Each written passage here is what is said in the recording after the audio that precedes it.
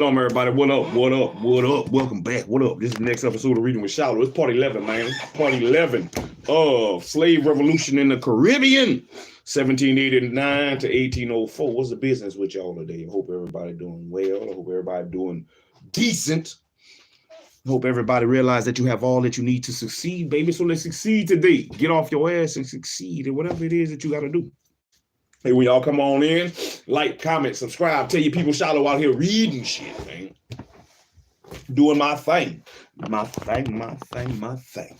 You know, so, hey, we gonna get into it today. So what y'all up to, man? I was in the woods yesterday. I ain't saw nothing. Squirrels. Squirrels. Squirrels and birds. Squirrels and birds. And I need to see deer.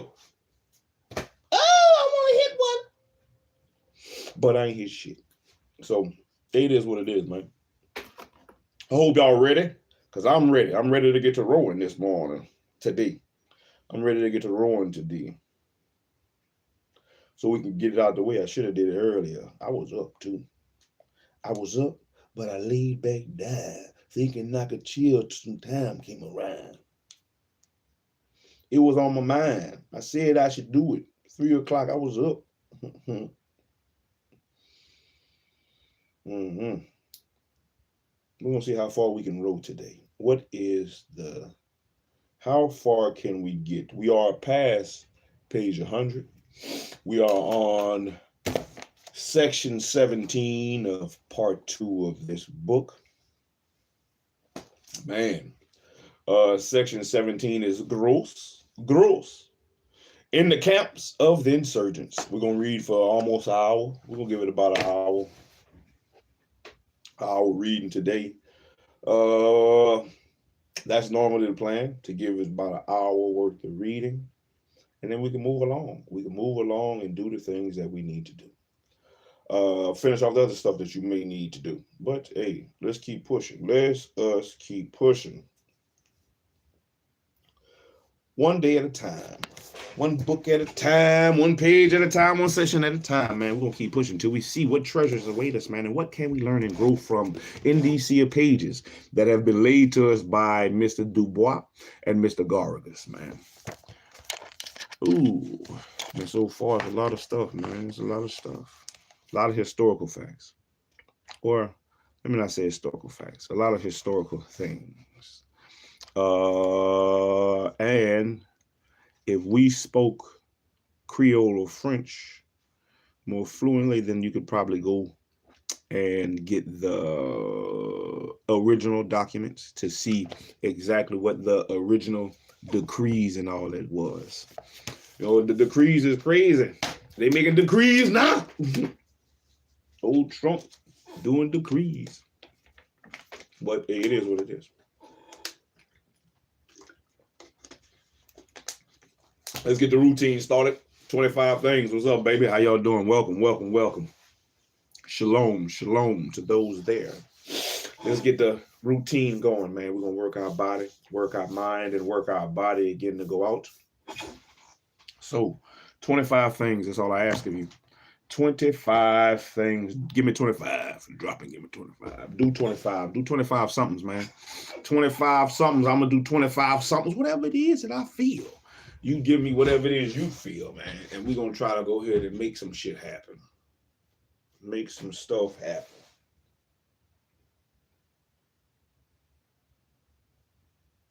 It was something I was doing the other day I said I wanted to do. I don't remember.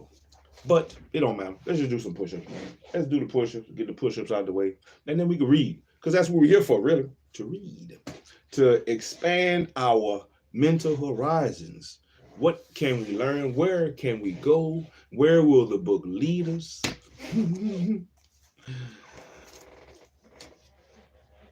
And so far it's leading us to revolution. Revolution, big baby. Revolution. So, now I'm going to do push-ups. Yeah, I'm going to do some push-ups. Push-ups. Let's do some push-ups. I'm going to do mine. You do yours. You do whatever you're going to do. You do whatever you're going to do. I'm going to do some push-ups. You do yours, man. Let's get it out the way. Get it out the way so we can start our day. All right, 25 things. I'm gonna give you 25 push-ups, man. 25 push-ups. That's what I'm gonna give you. Let's go.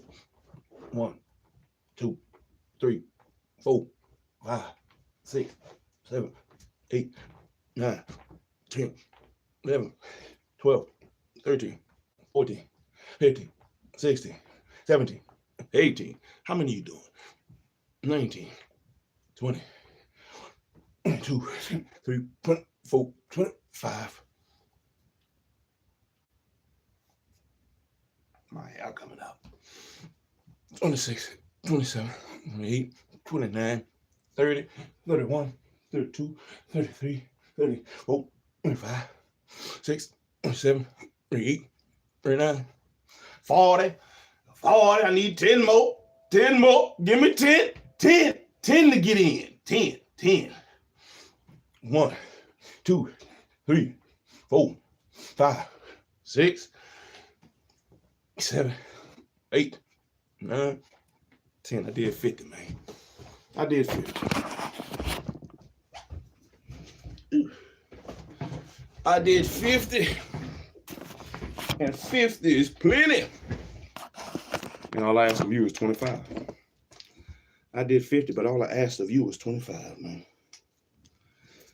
25.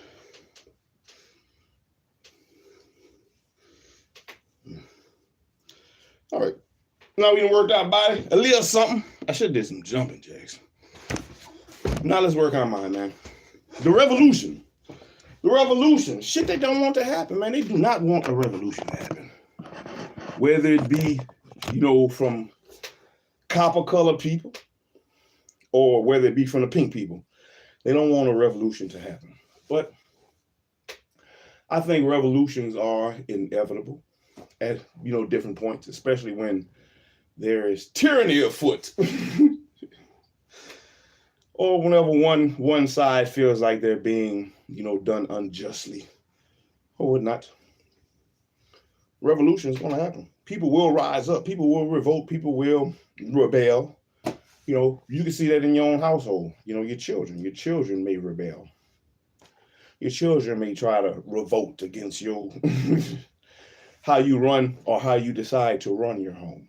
So, but this we were revolting. You try to read about the Haitians or the people who aren't Saint Dominic, Saint Dominic, Guadalupe, Saint Martinique, Jamaica, even in Louisiana, in at the ports in New Orleans, the people were revolting. They were revolting.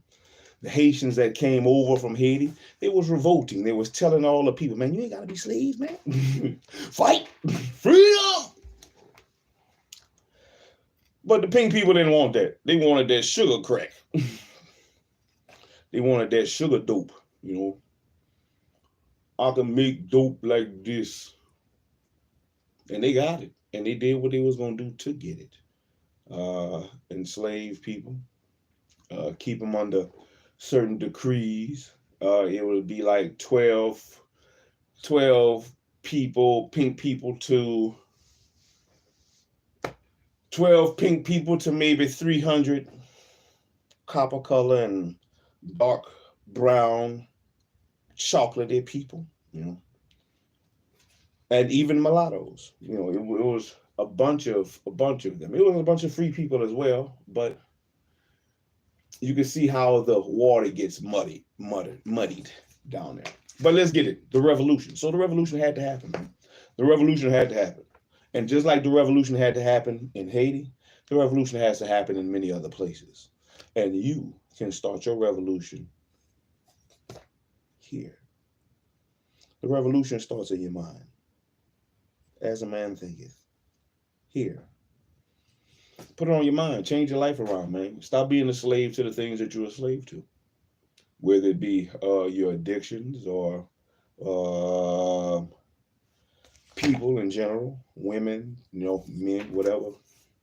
You have to do a revolution in your mind. How bad do you want to be free? How bad do you want to be free? Well, anyway, let's read how bad they wanted to be free because they fought for theirs, man. They killed for theirs, man. They burned shit down for theirs. What you gonna do for yours? Are you gonna burn down that stuff in your mind? Are you gonna burn down the stuff that you've been taught, the lies, the deceptions? Are you gonna burn them down in your mind and build anew? You can. It's up to you. Slave Revolution in the Caribbean, 1789 to 1804 by Dubois and Garrigus. We are in part 2 of the book on section 17, gross. Let's go. When you come in, man, leave me a comment in the chat so I can know the chat working. Shalom, what up? Say hi, whatever.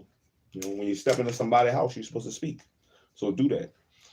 It's only being polite and respectful. You come into somebody's house, speak. Shalom, everybody. Let's go. In the camps of the insurgents, 1791. Late in October of 1791, slave insurgents captured a group of men fighting them, and including a local official named Gross. His first name is unknown, and Gross spent several weeks in the insurgents' camps and eventually served as a secretary to Jean-Francois in negotiations with the colonial government. And after he was freed, he wrote an account of his time in the camps. It provides a rare glimpse into disagreements among the rebels over tactics and treatment of white prisoners, pink prisoners,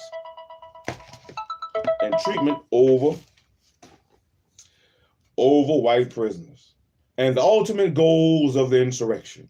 After our defeat, we were chained 2 by 2 and placed in the center of the strong escort of Negroes and mulattoes to be led to the brigade's main camp.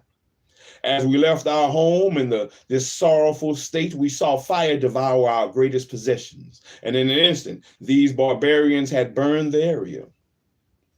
And we marched with only the light of the flames to guide us, and these villains amused themselves by forcing us to see our brothers' mutilated corpses, and by painting a picture of the tortures they were going to inflict on us when we reached Grand Riviere. As we did that same day, and after traveling 10 leagues, with our heads and feet bare and wearing only shirts, let's see, how far is a league? What is the distance of a league? Does anybody know? What is the distance of a league? 1 nautical league is 3.452 miles. So they went 3.452.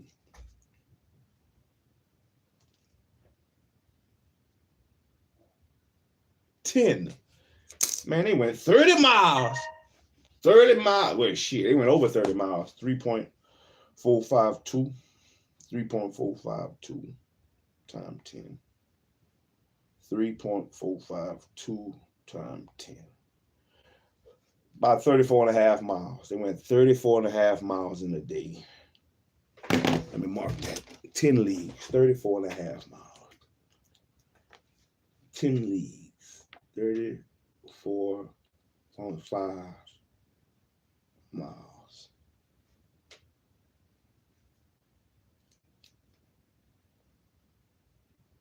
Ten leagues. On the road, the old Negroes and Negresses assembled before all the fences, humiliating us with their words, and celebrated the exploits of their warriors, who constantly mistreated us and beating us with sticks. When we arrived at the Cardinal Plantation, where the Negroes had a sizable camp, we were brought under the porch of the great house for a small while, where we were given, with 1,000 insults, a few drops of rum. We recognized that a kind of decency reigned in this, a kind of decency reigned in this camp, and that absolute silence was required. The commander, a Negro slave named Sauce,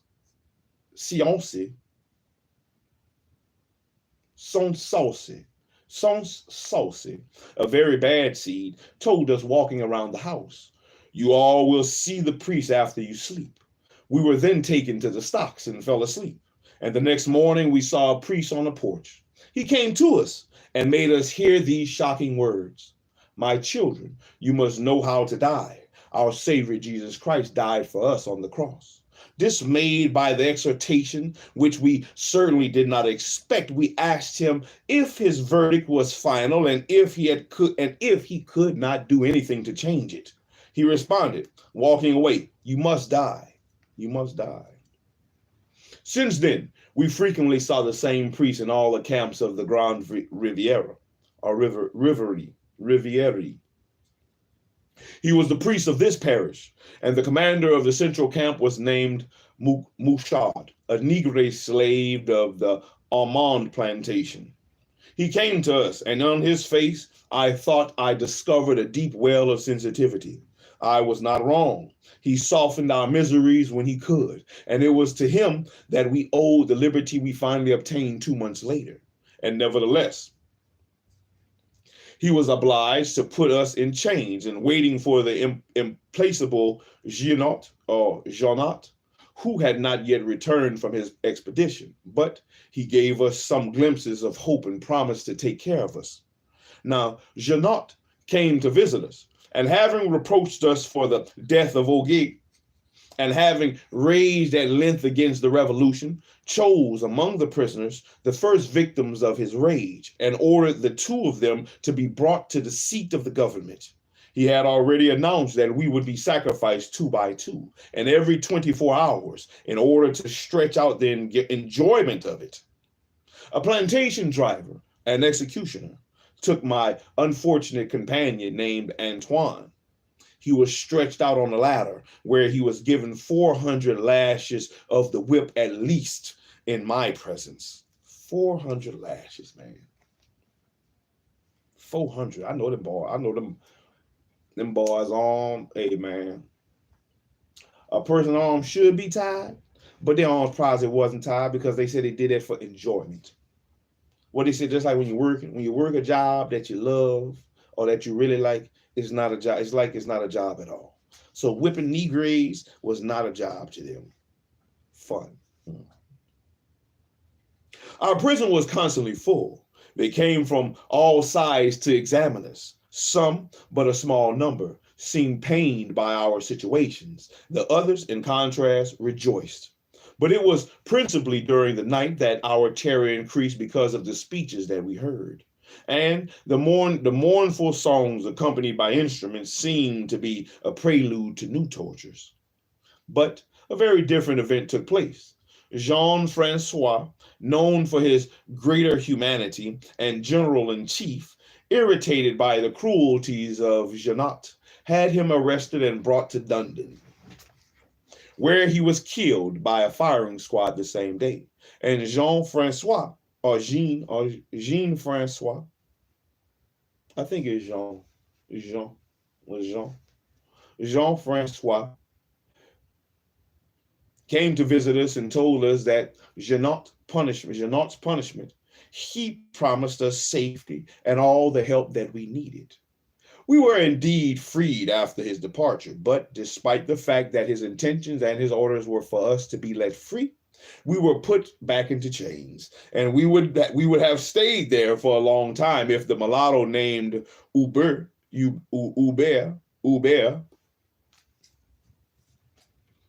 who was surprised to see us in this state, had not complained to Michel. I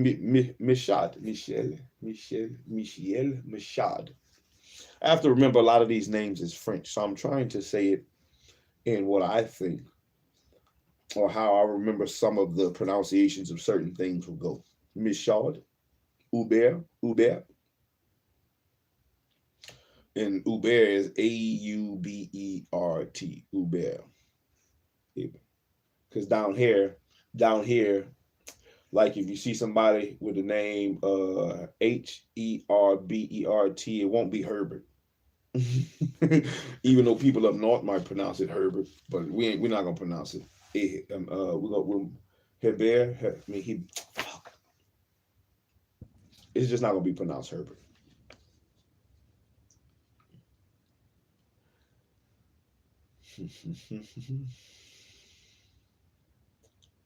Kadoosh.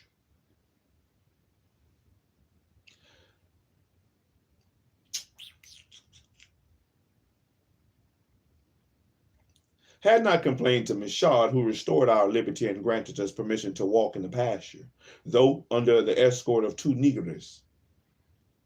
We arrived at the insurgent headquarters just as they were serving dinner and were kindly welcomed by Jean-Louis, nicknamed the Parisian, a Negre owned by M. de la Camp, the commander of the Grande Riviere. It's almost like Riviera, but it's not.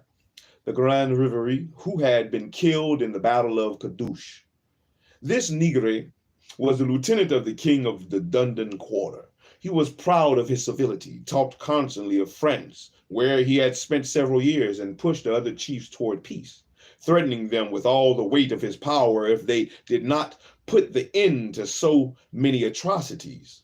And Jean-Louis invited us to eat, which was not much of a favor. It was announced to us that it was time to rest. An excellent mattress was immediately brought to us. We must be fair to the leaders of the Dundon camp. We never had to complain about them. They left us in the greatest liberty. But it was not the same with the other Negroes, who abused us at every occasion. And the Negresses were far more rude, harsher, and less willing to return to work than the Negroes.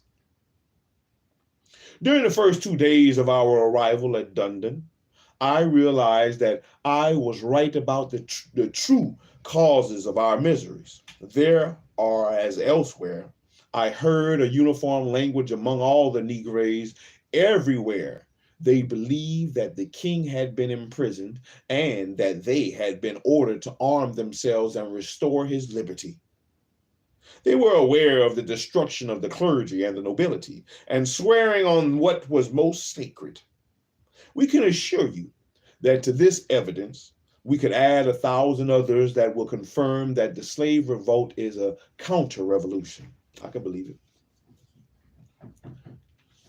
On the 14th, we learned that of the death of Boukman, it would be impossible to tell you the effect this death had on the Negroes. The leaders went into mourning and ordered a solemn service. As onlookers suffering from everything that was happening, we were dismayed at this accident. Already we heard the speeches of the Negroes. Their criminal conspiracies frightened us, for these cannibals proposed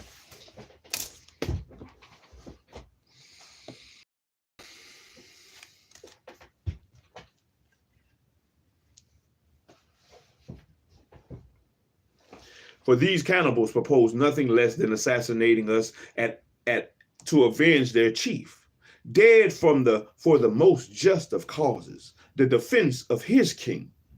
Though these statements were a bit hard to hear, luckily they had no effect. They avenged themselves in less barbarous and even more amusing manners, and they imagined the death of M. Touzard. And to commemorate this great exploit, started the calendar. That lasted 3 days, during which they presented their feast of battle and criticized us for our cowardlessness. Yes, sir. I don't know what to do on this page. Let me see. Excuse me. Oh, okay, my bad. Let's see what it says. It says, circle the object. Well, first, what are you going to do? What are you going to do first? So the object, what matches? No, sir. You're going to write your name on the top first. That's what you're going to do first.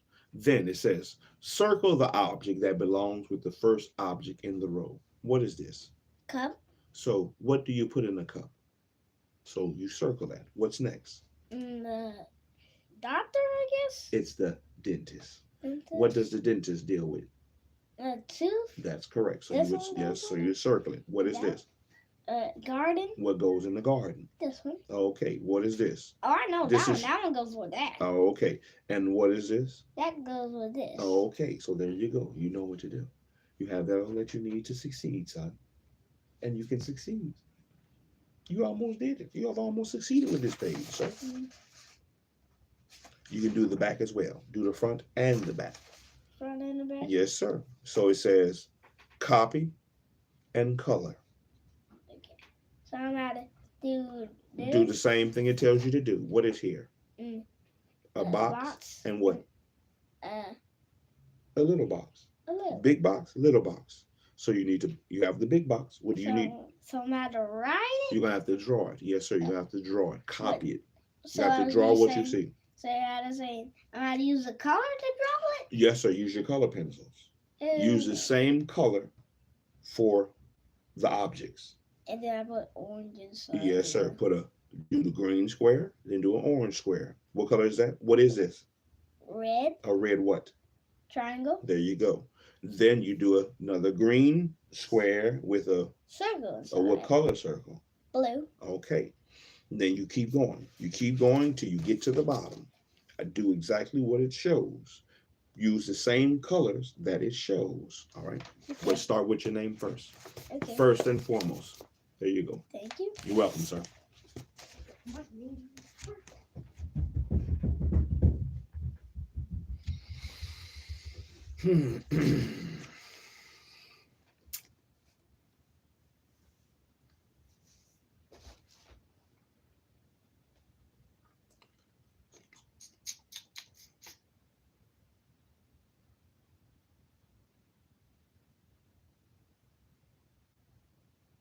They imagined the death of M. Tuzad, and to commemorate this great exploit, started a kalinda. And a kalinda is a ceremonial dance. A kalinda that lasted 3 days, and during which they presented their feats of battle, and criticized us for our cowardliness.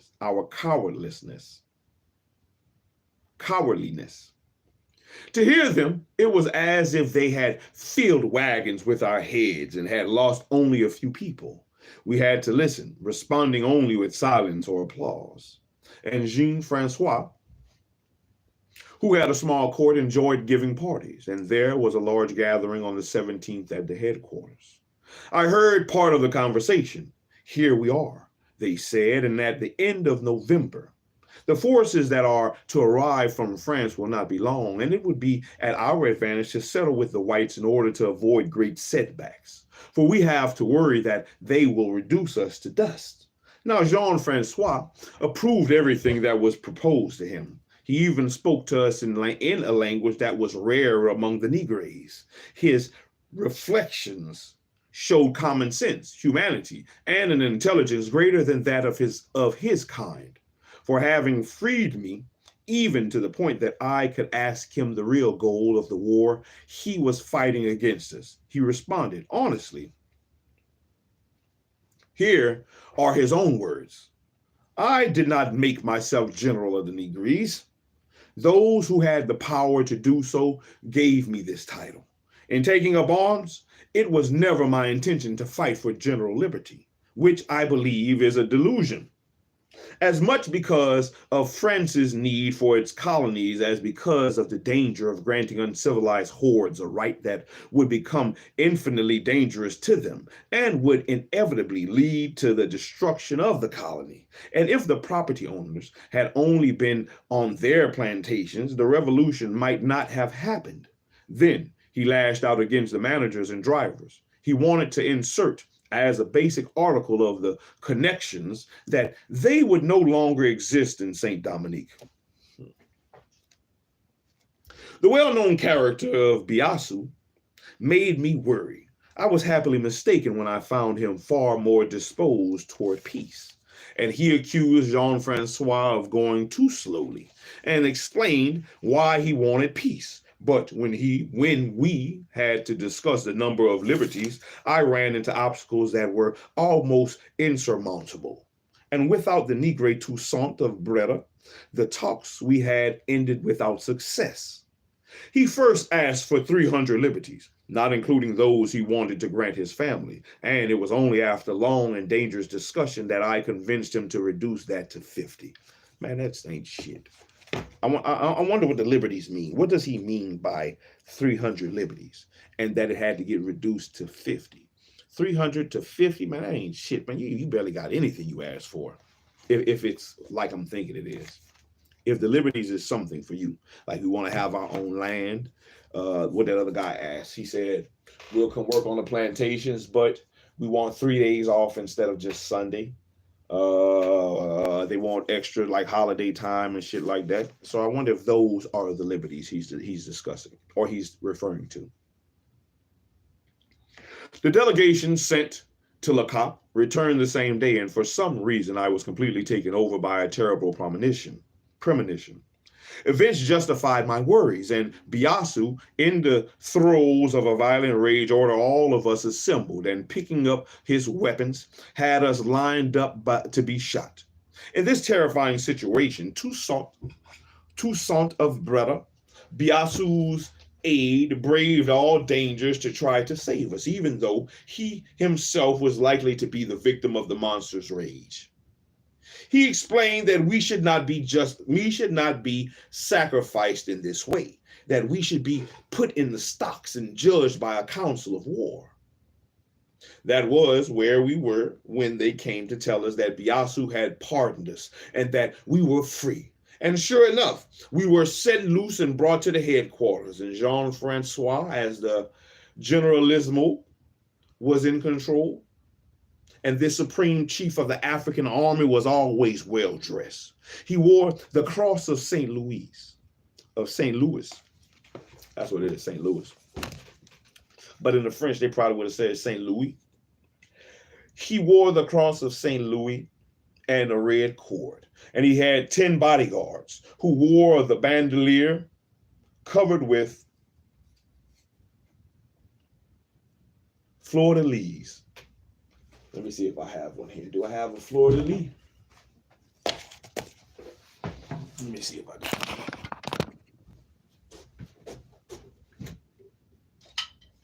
Yes.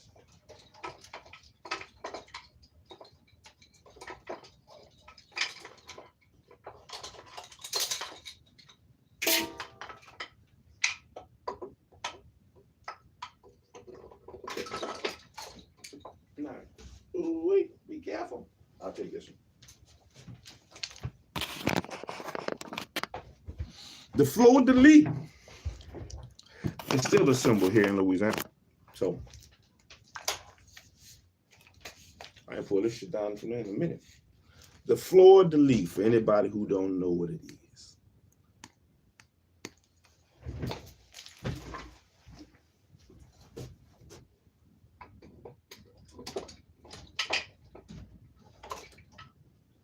So they said that the fleur-de-lis was a brand. They branded them. They branded many slaves with the fleur-de-lis.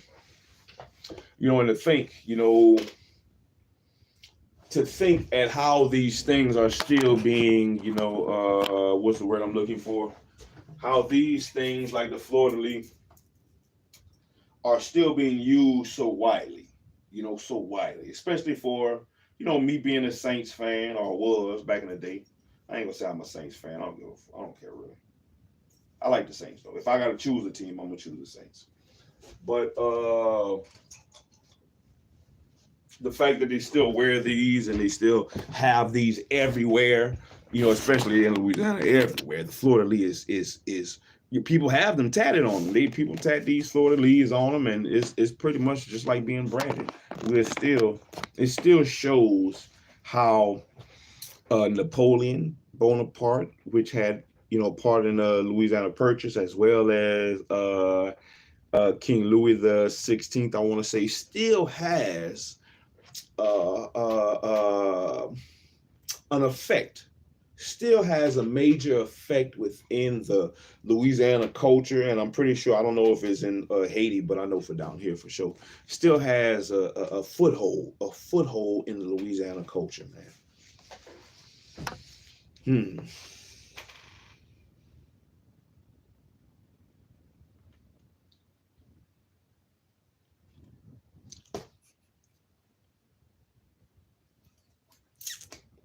He was loved by all of those who were free and by the best of the slaves. His command was respected, and his army was well disciplined.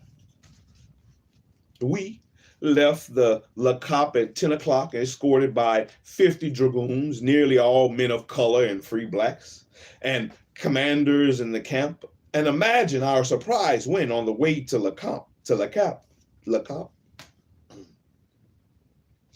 We saw the Negroes assembled and rushing toward us with sabers in their hands, threatening to send only our heads to Lacamp, cursing the peace and their generals. We owed our survival in this situation only to the firmness of our escorts. We were convinced of a great truth, that the Negroes will never return to work without repression or partial destruction. 18. Olympe de Gauges.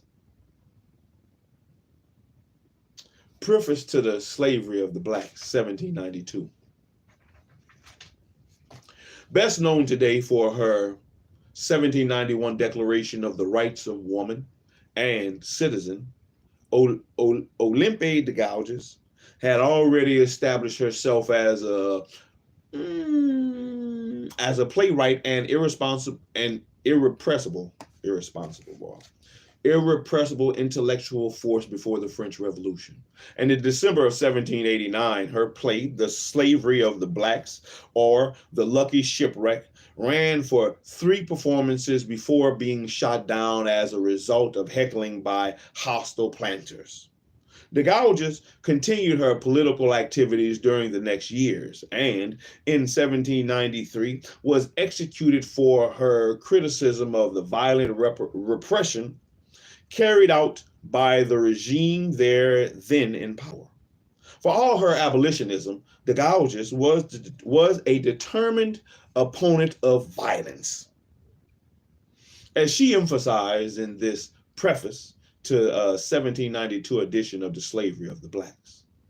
During centuries of ignorance, men fought each other, and in the most enlightened century, they want to destroy each other. What kind of knowledge, regime, period, or age do men need to live in peace? And such metaphysical questions confound and confuse learned men. But I have studied only nature's good principles. I no longer try to define mankind, and my primitive understanding has taught me to use only my soul to make judgments. Therefore, my works have no color other than that of humanity. Here it is then. This play banned by greed and ambition and approved by righteous men of these various opinions, which should be mine. As author, I am entitled to approve as this humanitarian production, but having heard horrible tales of the evils afflicted the Americas, I might hate what I had written of an invisible hand had not brought about that revolution. My only involvement was to have prophesied it, yet I am blamed and accused by those who do not even know the slavery of the blacks, which was received at the Comédie Française,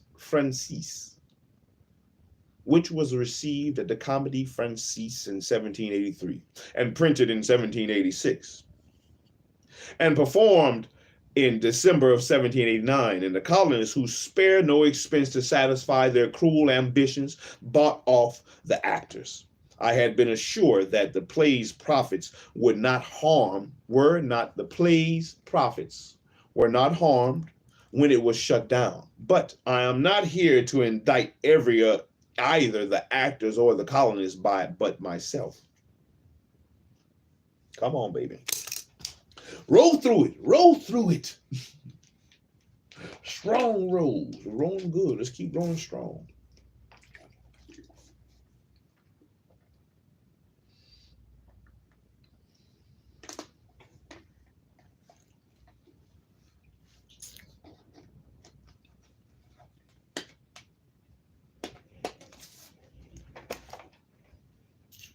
I publicly denounce myself. I place myself under arrest. I go myself to plead my case before that distinguished and frivolous but formidable tribunal. And conscience is the jury that will hear my arguments according to its votes. I will either lose or win my case.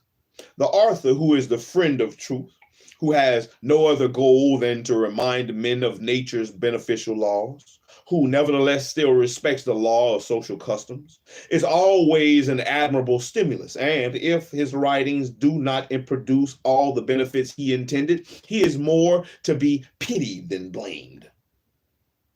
It is therefore important that I convince the public and my detractors of the purity of my philosophy.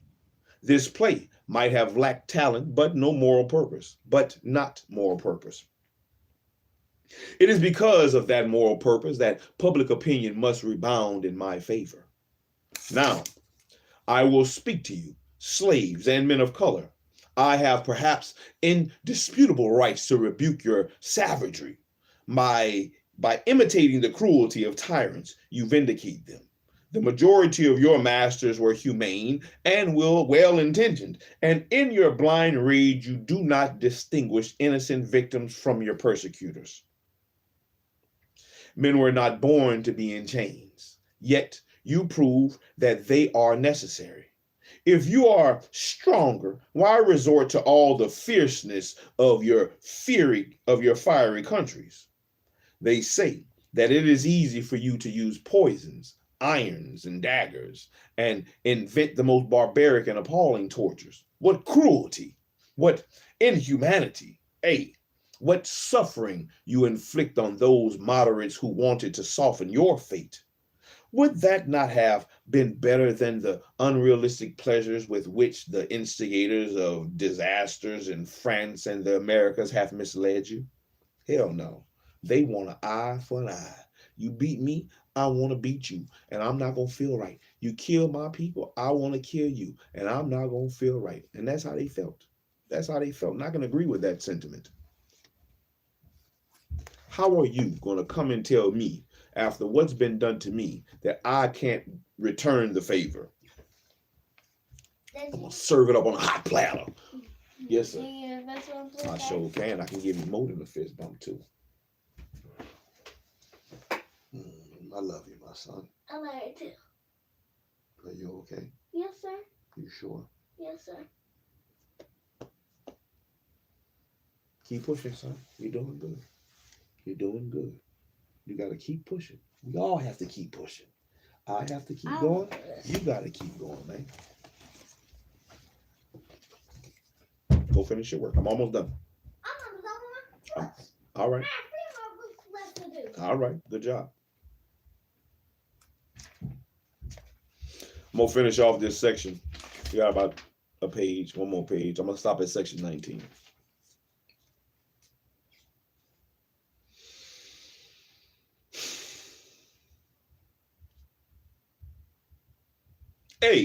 What suffering you inflict on those moderates who wanted to soften your fate?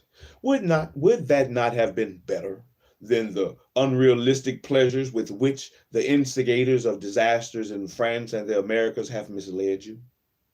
Just as crime has become associated with these perverse men, so will tyranny dog your footsteps, and nothing will bring you together. Fear my prediction. You know that it is based on true and solid foundations, and reason and divine justice inspire my prophecy. Yes, sir, I sure can, my son. What is this side hug shit I keep telling you, man? How you feeling today, my awesome son? You are awesome, man. You're stupendous. You're amazing, man.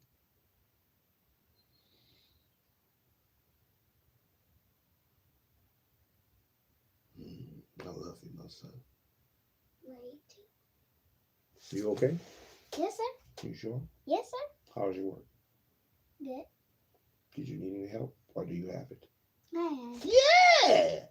That's what I'm talking about. Handle your business.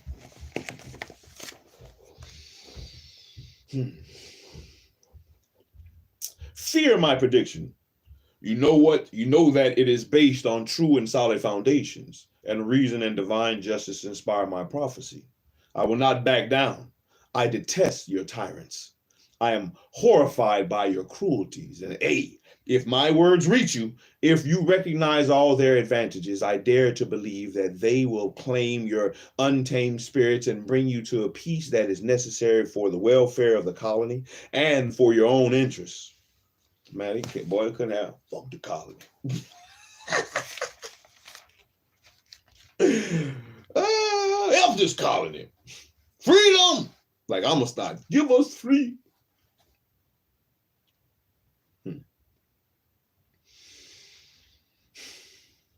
I dare to believe that they will claim your untamed spirits and bring you to a peace that is necessary for the welfare of the colony and for your own interests.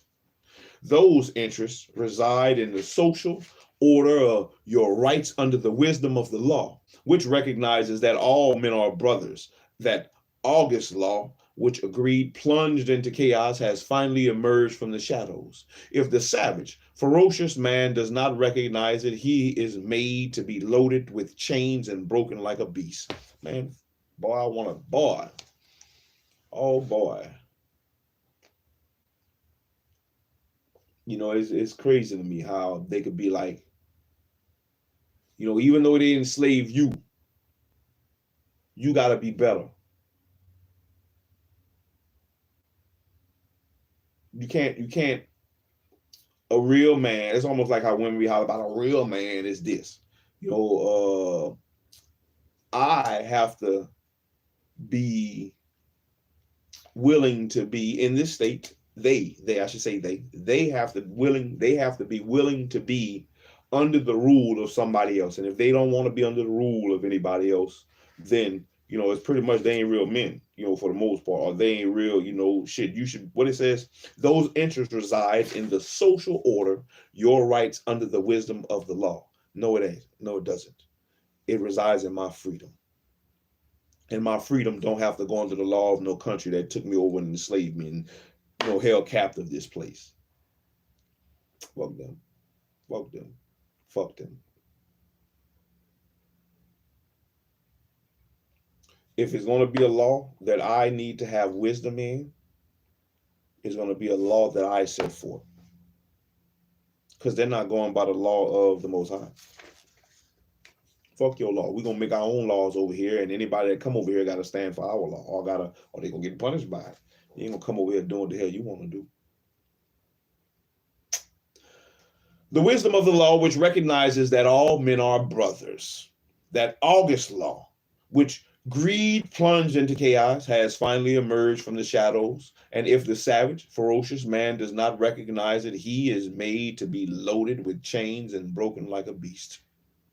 Slaves, men of color, you who live closer to nature than the Europeans, may your tyrants therefore recognize its gentle law and prove that an enlightened nation did not err in treating you like men and giving you rights you never before enjoyed in the Americas. Yeah, but they enjoyed that shit where they was. To take the side of justice and humanity, you must remember and never forget that it was in your fatherland that you were condemned to this awful servitude, and that it was your own parents who led you to the slave market, that in your horrible latitudes men are hunted in the way that animals are hunted in other countries. The true philosophy of an enlightened man leads him to pull his fellow from the midst of the horrible primitive situation where men not only sell each other, but where they still eat each other. The true man only thinks of mankind. These are my principles, and quite different from those so-called defenders of liberty, those firebrands, those inflammatory spirits who preach equality and liberty with despotic authority and ferocity. The Americas, France, and perhaps the universe owe their fall to a handful of maniacs produced by France, as well as to the weakening of empires and the loss of the arts and sciences. Even the most ignorant person can easily create a revolution in a few paper notebooks. But alas, the experience of all peoples and the experiments of the French have taught me that the widest and most knowledgeable individuals cannot establish their doctrines without producing all kinds of evils. The history of all countries teaches us this. I have strayed from the goal of my preface, and time does not allow me to give free rein to philosophical reason. I wanted to defend the slavery of the blacks, which the hateful colonists have censored and described as an incendiary work. But let the public be the judge. I await its verdict to exonerate me. And we're going to stop there. We're going to stop there, and we'll pick back up at the next, probably tomorrow night after the Sabbath. Tomorrow night after the Sabbath ends, we'll probably pick back up at, it's going to either be tomorrow night or Sunday in the daytime. Tomorrow night, well, we'll see. But Sunday for sure. Tomorrow night or Sunday. This weekend for sure, I should say. We'll pick back up in part 19 from The Friend of the People in 1792. Jean-Paul Marat.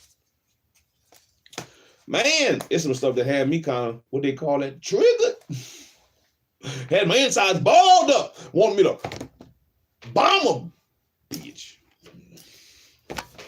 Bust somebody upside their head, man. That's what it made me feel like.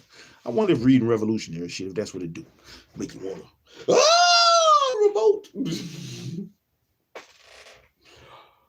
Oh, man, I guess those are the type of things that the French and the people who were in charge of the Americans wanted to stop.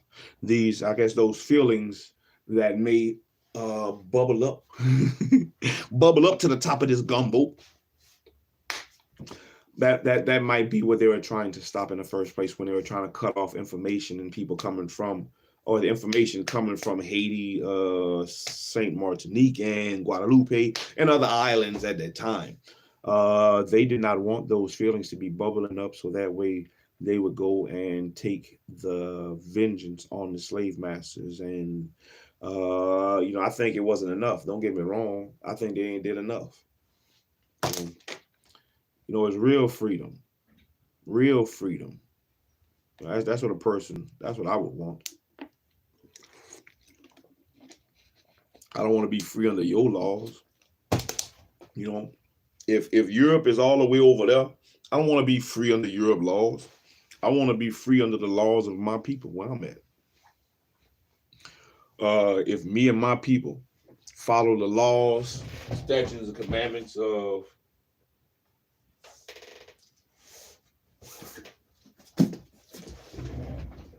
this, on laws, statutes, and commandments that were set before us,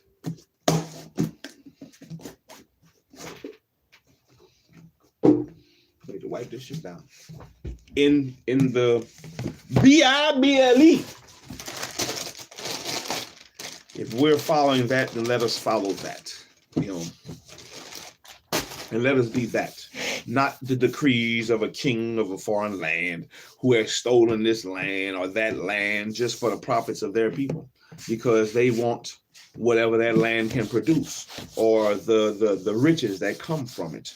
If my land has riches, let us who are on the land and own this land have the riches. Let us fight for that, And sometimes it's gonna have to be to the death. Other people fight to the death for their shit. To be totally free. And then if I want to ally myself or align myself with those people, I have the choice to, because that's the choice of freedom. I can choose to align myself with the French or the Dutch, Portuguese, whoever, Americas. Shit. I think they need to deport all of the damn pink people. That's who need to be deported. Deport all the pink folk and let this land be back to what it was. Dark, copper-colored people.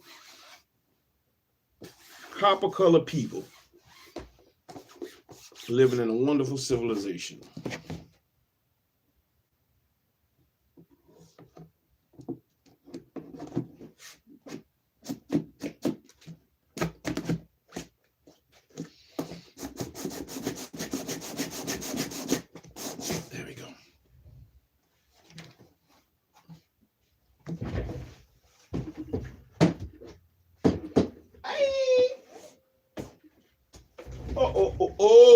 Yeah, anyway. That was this session, man. I think we did good.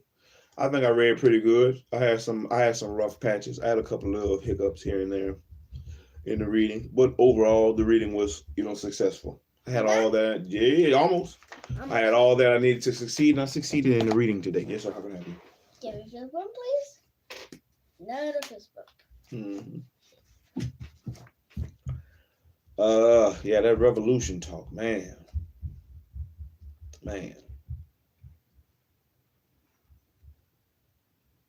It's kind of hard though, especially here in America or other places when people of my color, my complexion, race, creed, whatever, they don't really get along with each other like need to.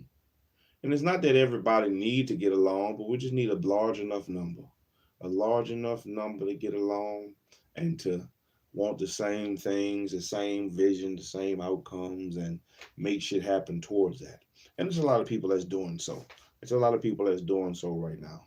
They tribing up. They finding their tribes and they tribing up and getting settled in because, man, hey, shit gonna happen. Sooner or later, shit gonna happen. 2 pages or? Whatever pages your 31 says in the seat work, for 31 seat work, you do 31 seat work. I'm almost done. I'm gonna come check it out in just a second, so I can look over and I'll make sure you're doing everything correctly. Yeah, man, we can do it. We have all that we need to succeed. All we got to do is push, maneuver the way we need to maneuver, build ourselves up correctly. And it's definitely going to start with our minds. Definitely going to start with our mentality. You can't change shit. It don't matter where you place yourself. If your mentality hasn't changed, and no matter where you place, you're always going to do the same thing. You're always going to fall for the same shit. You're always going to be, it's a cycle. You'll be in that same cycle and you'll pass it on to the ones behind you. So, let's do our best. Let's continue to do our best to succeed, move forward, make adjustments the way they need to be made for your life, whoever you are. You know what you got going. You know what you need to do in your life. Make the adjustments you need to do in your life. Use the tools that you have available. Right now, reading is one of the tools for me.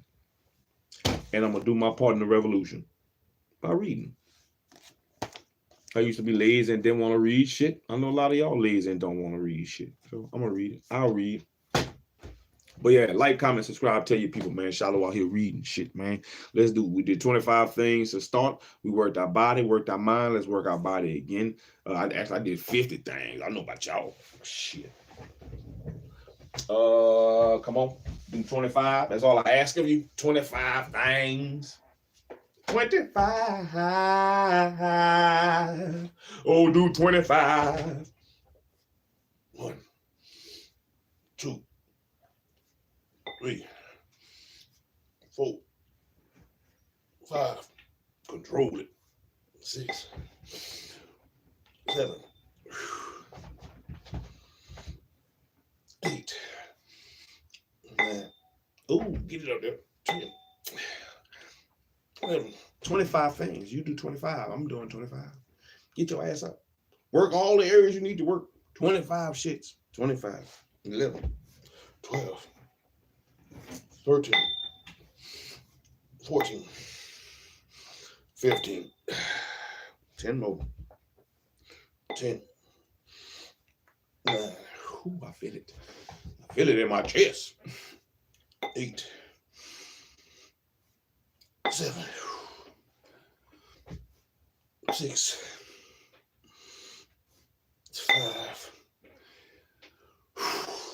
4. Oh, 3, 2, and 1. 25 things. I did me. I hope you did you. I did me, and I hope you did you, man. Don't cheat yourself, man. Do not cheat yourself. Oh, man. I think I'm going to try to go get back in the woods tonight before the Sabbath starts. But I need to get this out the way. Hopefully I can see me a deer today, man. I can see something. Something close enough for me to pop a shot at. Man, take a deal down. Yeah, we could push it, man. One book at a time, one session at a time, one sea of pages at a time. One chapter at a time, you know, one line at a time, here a little, there a little, till we seek and find what treasures awaits us. What can we learn and grow from in each of the sea of pages that we try to roll through as they've been laid in front of us, man. I'll keep pirating the sea of pages. Our Blackbeard. Oh, pirate Blackbeard. As I'm out here. So keep pushing, man. I hope everybody has a wonderful day, man. Get your shit done, man. Prepare yourself. Prepare yourself so that way when shit happens, you're not moving in fear. You're moving, you know, how you need to move. You have prepared yourself. You prepared your mind. You prepared your body. That's another reason why I'm trying to, you know, help us, well, build a habit, you know, working out a little bit, just a little something a day, man. Every little bit counts, you know, so get up, do something. Let's make it happen. You know, shalom. Till next time, everybody, man. Once again, like, comment, subscribe. Tell you people SHILO out here reading shit. I'll read, man. Since y'all don't want to read nothing, I'll read. I know the feeling. I know the feeling. Yeah, but till next time, man. Shalom, shalom, shalom, man. Have a wonderful one, man. I'm out. I'm out here. SHILO.